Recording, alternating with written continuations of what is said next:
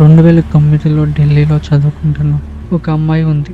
కొత్తగా సిటీకి వచ్చింది కాబట్టి మొదట కొన్ని నెలలు చాలాసార్లు పీజీలు మార్చిందట. ఆమె చివరి సెటిల్ అయిన పీజీలో రూమ్మేట్స్ చెబుతుంటే ఈ హౌస్ హాంటెడ్ అంటారు. మొదట ఆమె నమ్మలేదు. కానీ ఒక రాత్రి వాళ్ళంతా రూమ్లో ఉన్నప్పుడు డోర్ దగ్గర ఎవరో బాటిల్ విసిరినట్లుగా సౌండ్ వచ్చిందట. తలుపు తెరిచి చూసేసరికి ఎవరూ లేరు. మరి బాటిల్ కూడా లేదు.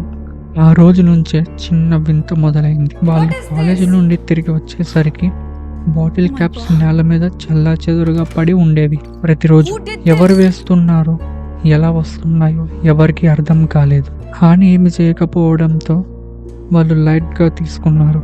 కానీ ఒకరోజు ఆ అమ్మాయి పీజీలో ఒంటరిగా ఉన్నప్పుడు బెడ్ ఒక్కసారిగా పైకి లేచిందట, అడుగు ఎత్తుకి.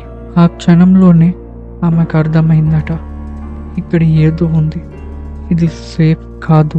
ఆ రాత్రి ఆ పీజీ వదిలేసి వెళ్ళిపోయింది. ఆ బాటిల్స్ క్యాప్స్ ఎవరు వేస్తున్నారో ఇప్పటికీ ఎవరికీ తెలియదు. మరి గాయస్, మీకు ఈ స్టోరీ ఎలా అనిపించింది? ఇలాంటి రియల్ హారర్ ఎక్స్పీరియన్స్ మీకు కూడా ఉంటే కింద కామెంట్లో షేర్ చేయండి. ఇంకా ఇలాంటి ట్రూ స్కేరీ స్టోరీస్ మిస్ కాకుండా సబ్స్క్రైబ్ చేసుకోండి.